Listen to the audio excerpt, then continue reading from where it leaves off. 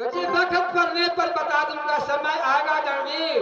कहावत है कि बेगर विचारे जो करे वो पीछे पछताए, बुर्बक पर गधा बने तो लाज लाज मर जाए।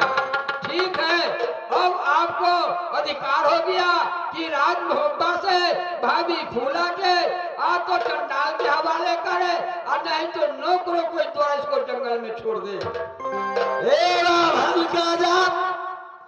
बारंबार कोई गुल या गुल सुनाता रहता है।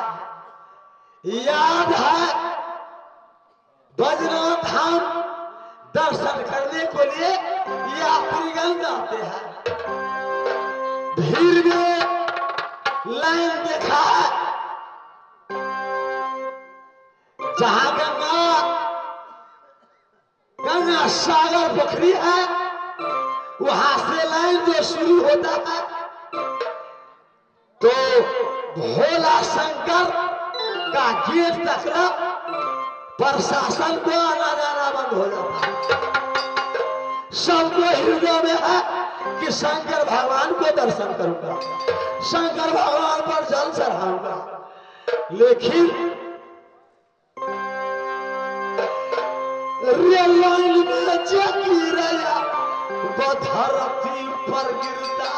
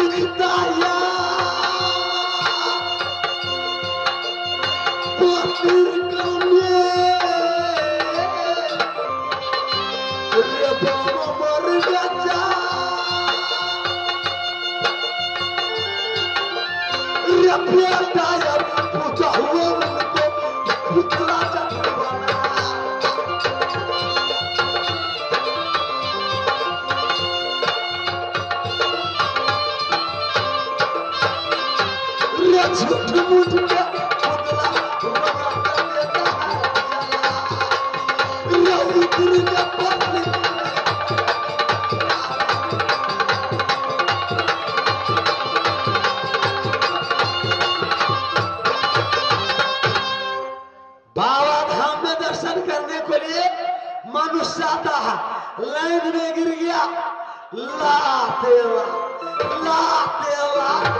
धरती पर मर गया।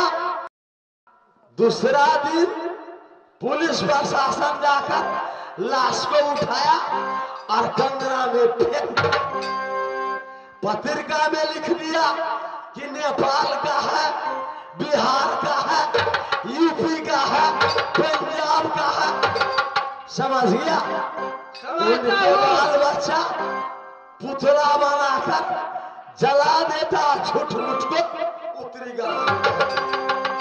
मैं सब जानता हूँ जंगी, मनुष्य को आप क्षत्रिय हैं, मैं पंडित हूँ। दो ही जगह मृत्यु का कल्याण है, या तो एक तीर्थ यात्रा में मृत्यु को, आज ये क्षत्रियगण है उसका रैन में मृत्यु। रावण विश्व का पंडित था, कुकर्म करने से मारा। उसे समझाने वाला भी मारा गया। मुझे शिक्षा मत दो, अच्छा मैं बहुत ज्ञानी हूँ। अच्छा तो ज्ञानी है तो मैं भी बहुत ज्ञानी हूँ।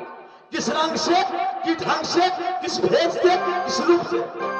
जंगी जंगी नहीं, डाकू दल कहो, डाकू दल।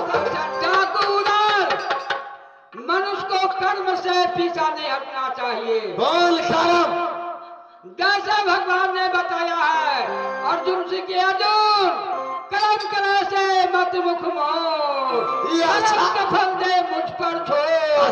कर्म पर है कर्मानुसार, कर्म उत्तम बुरा विचार, ज्ञान से होती है पहचान। कर्म करना चाहिए, छोटा कर्म हो तो बड़ा कर्म हो। चलो समय नहीं है, बात के आगे चलो। सामान है सुइया का छेद में हाथी कैसे घुस गया? अच्छा वो बात के छोड़ो भैया। अर्जुन को पेट में मर्द होते हुए गर्भ कैसे हो गया? जंगी ये सब ईश्वर का कर्तव्य है। कर्तव्य है? हाँ कौन सी कर्तव्य? कौन सी? जिसका जिस बार में लिखा है, छठी रात के लिखा लीलारा कोई नहीं मिटा सकता। विश्व में पंडित रावण को बनाया, साथ साथ शत्रुघ्न की जग रावण को कहा कि चंडी पूजन करेगा तो लक्ष्मण मारा जाएगा, लेकिन लक्ष्मण नहीं मारा। लक्ष्मण को हमारे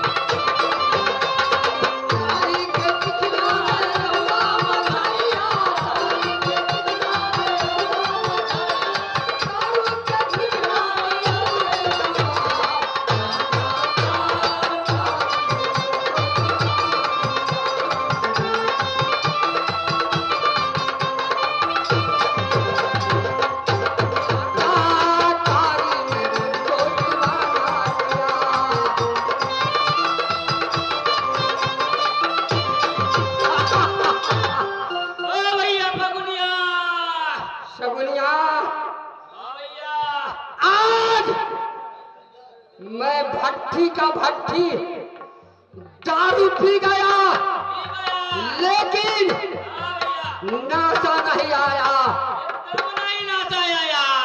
आंसू करा शराब के लिए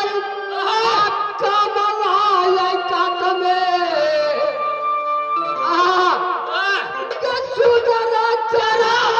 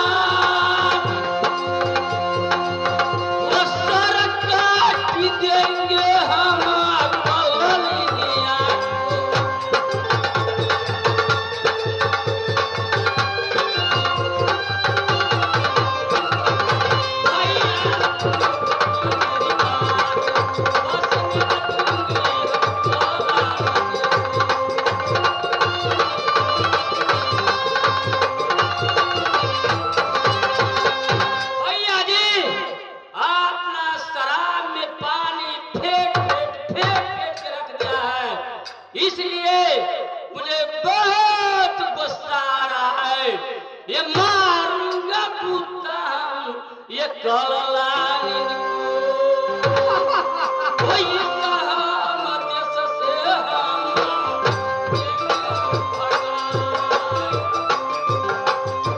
हमें भगाएगा इस देश।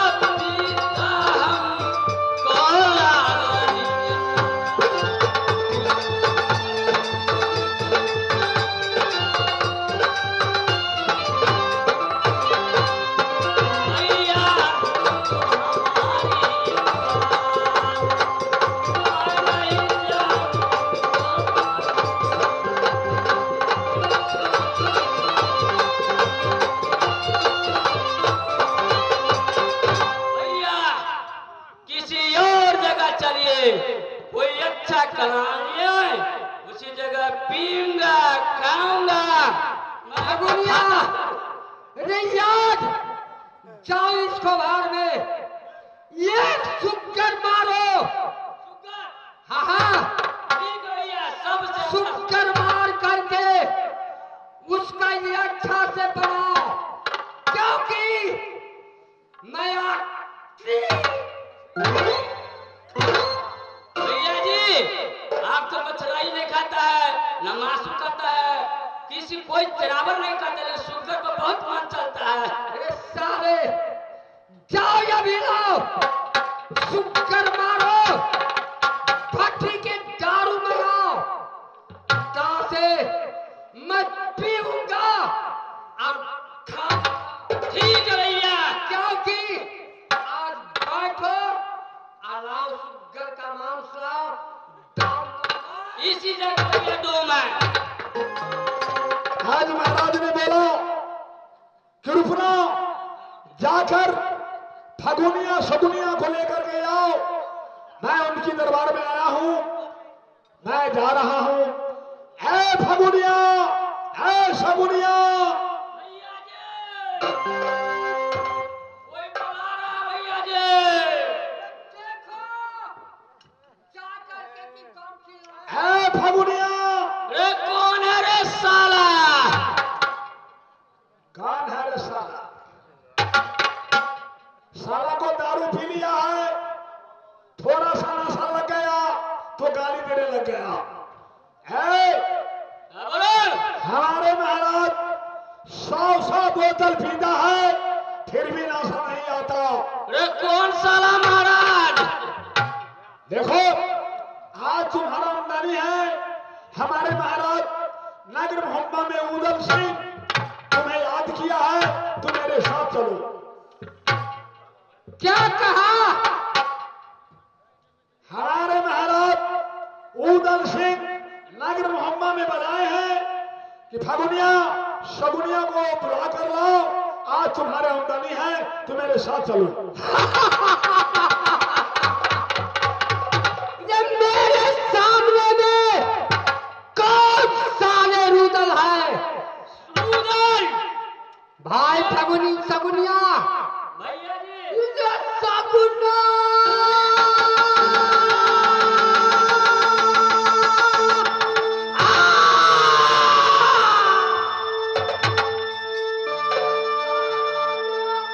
सगुनिया में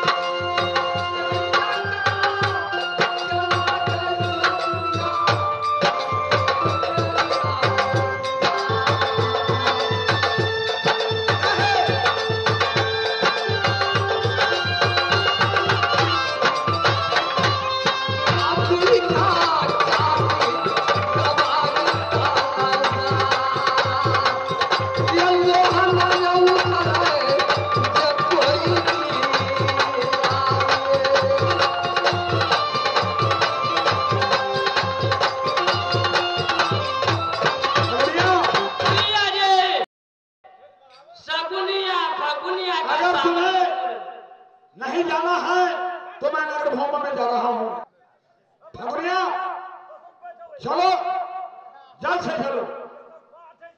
ठीक है चलो मैं जा रहा